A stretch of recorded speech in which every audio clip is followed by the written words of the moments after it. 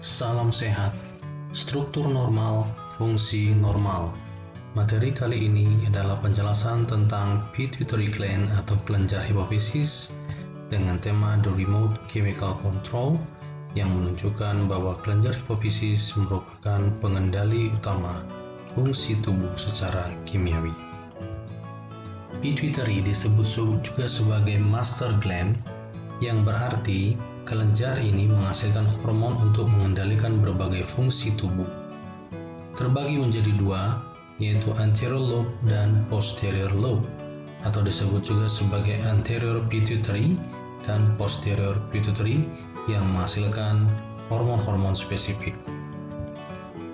Pituitary terletak pada dasar otak dengan bagian tulang yang disebut sebagai sella tursika sebagai dasar di mana pituitary itu berlabuh.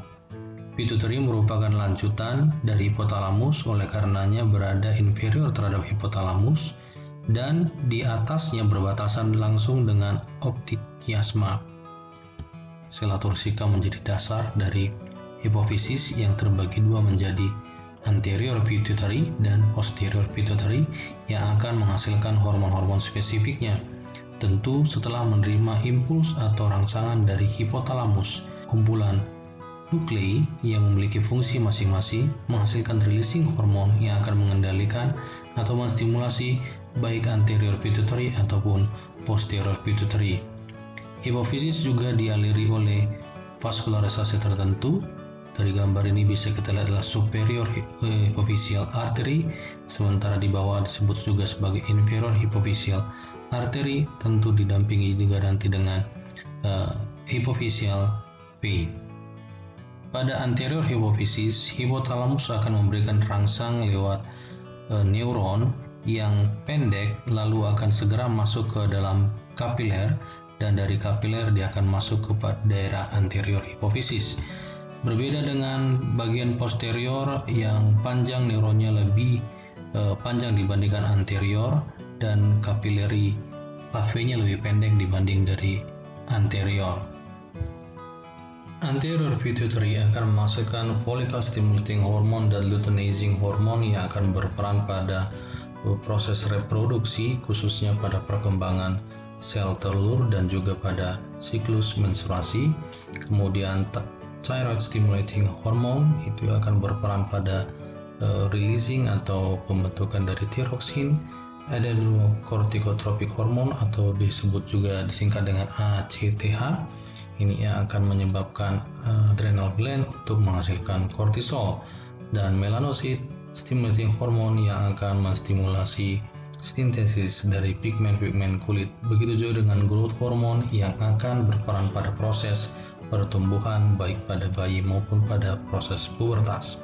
Sementara posterior pituitary akan menghasilkan dua hormon penting, yaitu ADH atau antidiuretic hormone dan oksitosin. ADH akan berperan pada proses menahan atau melepaskan air melalui urin, sementara oksitosin akan berperan pada beberapa hal spesifik seperti pada proses melahirkan untuk meningkatkan kontraksi uterus, begitu juga dengan proses pembentukan ASI atau proses laktasi, dan juga dalam beberapa perilaku, membentuk perilaku seperti perilaku. Mari kita lihat beberapa masalah klinis yang mungkin terjadi. Pertama, pituitary enlargement dan optik kiasma. Bila terjadi pembesaran, mungkin disebabkan oleh tumor atau oleh karena sebab lainnya, maka pituitary gland akan ekspansi ke arah atas. Karena ke arah atas adalah arah yang paling mungkin untuk melakukan ekspansi, sebab di bagian bawah, depan, belakang dari hipopituitary adalah tulang.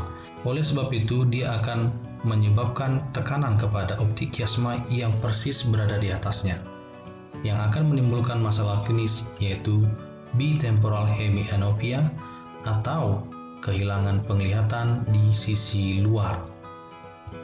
Kedua, gigantisme dan akromegali. Gigantisme dan akromegali adalah pertumbuhan yang melebihi dari normalnya. Apa bedanya? gigantisme terjadi pada anak-anak, di sini terjadi excessive production atau produksi yang berlebihan dari growth hormone yang menyebabkan pemanjangan tulang sehingga anak-anak itu menjadi lebih tinggi daripada orang-orang yang di sekelilingnya. Sedangkan akromegali adalah pertumbuhan tulang skeletal, baik begitu juga dengan jaringan lunak yang muncul pada saat dewasa. Akromegali seringkali juga disertai dengan perubahan pada kepala, hidung, mandibula atau rahang bawah, tangan, dan kaki. Dan ini terjadi pada saat dewasa. Ketiga adalah dwarfism. Dwarfism adalah gambaran dari kurangnya produksi growth hormone. Growth hormone adalah hormon yang berperan pada proses pertumbuhan. Meskipun growth hormone sangat berkurang, namun pertumbuhannya tidak sepenuhnya berhenti.